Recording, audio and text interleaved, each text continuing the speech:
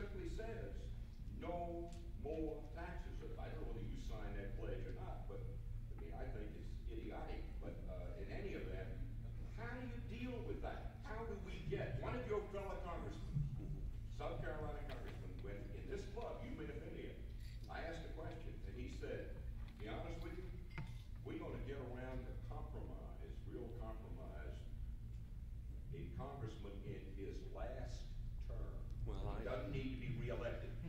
Well, the bottom line for me, the way you increase revenue is what actually occurred during the Bush tax cuts. When you cut taxes, revenue increased.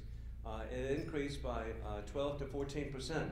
And that's how you increase revenue. By increasing taxes, you're simply, I think, chilling the economy. Not you, but when they increase taxes, it is taking money from the private sector.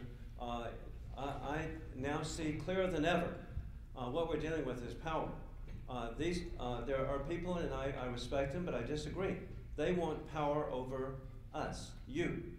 And their way of having power is to, your money, they perceive as their money. I see this truly, I see President Biediger here too. The whole issue of health care is one of power. Moving the waiting room from the doctor's waiting rooms to the politicians' waiting rooms. And then it was so misstated, the way it was presented to the American people, that it was going to cost $940 billion, and now the CBO comes back and says, oh, that was not at all accurate. It's $1.76 trillion. So we've got to, if I seem skeptical, I am very skeptical. I am so disappointed. And I can remember the president came to the Republican conference and stated that the deficit of February 2009 of $400 billion was not sustainable. And I thought, God, this is fantastic, Julian. This is good. I'm really disappointed. Since that time, he has quadrupled the deficit. And I'm so concerned for our country. I truly look at the example of Greece and the consequence, and people go fall through the cracks. That's what I worry about. And so that's where I'm coming from. But government is just too big. It's not. It's really not. And people are using it for their own personal control. But Joe, this is not simply a democratic cause problem, is it? No, I didn't say that. Okay, but so my question is, when can we get? But one of the reasons Congress's approval rating is so low is that you don't deal. None of you can really get to compromise. Well, and Julian, a really frustrating thing to me is that with the election of 2010, there was the largest changeover of members of Congress since 1928. There were 63 incumbents defeated. And so the moment there was a change in Congress, there were people who came to us and said, okay, now let's compromise. Well, it should be. It should be a compromise on the prevailing side. But there's not a compromise when people come and say, compromise, spend more. That's just wrong. Yes. Congressman, do you believe in the Supreme Court ruling 5-4 that a corporation has the same rights that you do? Yes. Yes. How are you going to deal with super PACs, and should Congress attack that issue and introduce another bill for them? Well, I'm for full disclosure. That's how that should be addressed. But to limit people's ability to speak within the public realm is just not right. And people will get around it. Okay, they will get around it. We saw that in the. But not corporations. Well, hey, how about unions? What are those? Okay, and so they can get around it. And so the only way that, to me, that you can have a competitive system is to have disclosure so that the American people know who's spending what. But you should know and we should know that the unions put $400 million into the last campaign. What would explain the irrational conduct of our country with the NLRB coming in to tell Boeing after a plant was built, 1 million square feet, 1,000 people were employed, and then they couldn't operate? That's utterly irrational, except for one thing. It's a reflection of the power of the unions. And so there's got to be a countervailing situation of where business also has a voice. But it needs to, there really does need to be disclosure. I've always favored disclosure in every way, so that you, and then lightning goes strike. The media Thank goodness for Warner, Montgomery. But the media should be printing who's financing what. That's just so crucial. Yes. Could you talk about where we are with the NLRB after these two recent federal rulings? And are they shutting? Are they out of business now? Well, and again, it makes your head explode.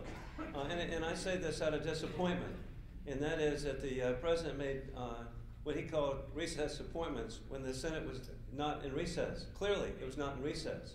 And so there are, I know the NFIB has filed a lawsuit to challenge the new members appointed to the NLRB. But it's just simply wrong.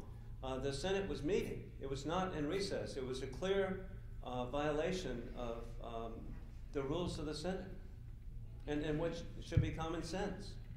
And the reason they didn't recess is because they were trying to avoid recess appointments. What about the ambush election ruling and the other one down in Charleston, the federal judge on the right to work? Two recent rules we just had. Well, and thank goodness for the judicial system of our country. But I worry about the judicial system of our country with an overzealous judiciary in the future. But they are our safeguard right now.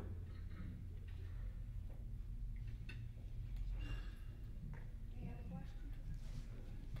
What do you think are going to be the key issues of the presidential election this year? The economy.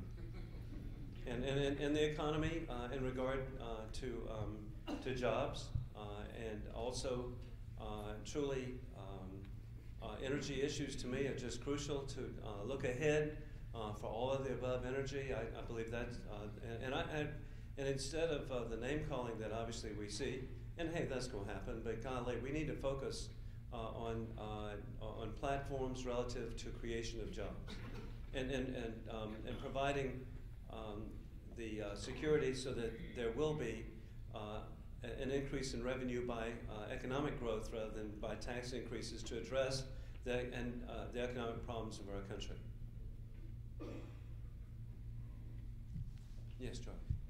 Having served in World War II and 2 tours in Vietnam, I really become concerned when you start reducing government benefits and Social Security. And we are monitoring, and we did stop the efforts on the TRICARE fee increases, and I was very pleased that it was bipartisan, working together on the subcommittee that I chaired. Yes, Archie. Joe, thank you so much for your leadership up there. It means a lot to all of us in the South, not just in South Carolina. And I would ask Julian Walker to run on the basis of that you will raise taxes. See how many votes you get. Well, and hey, and I do have to point out, Julia and I have been friends for a long time. Do you want me to respond to that? No, but hey, and Julian and I work together at the bank too. So we go back in so many different ways. But hey, It's nothing personal with no, me and Joe. yeah, We're hey. just both trying to think, Archie. Hey, actually, Julian and I've had this discussion for about 25 years. So and I say that respectfully. So okay, you're right, Julian. It was 30 years. But hey, I'm again grateful to be serving in Congress, and I'm just so hopeful I really am optimistic for our country, and any way that I can be of service to any of you. But please come by and visit. I'm just grateful to be serving. So God bless you. Thank you.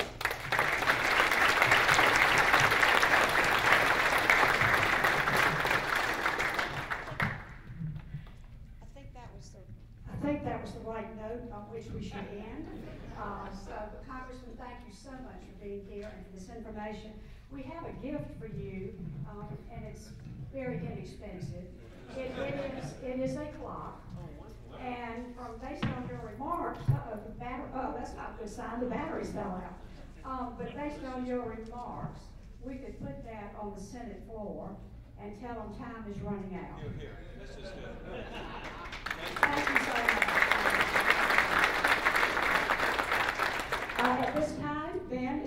to lead us in "Oh Beautiful for Spacious Skies."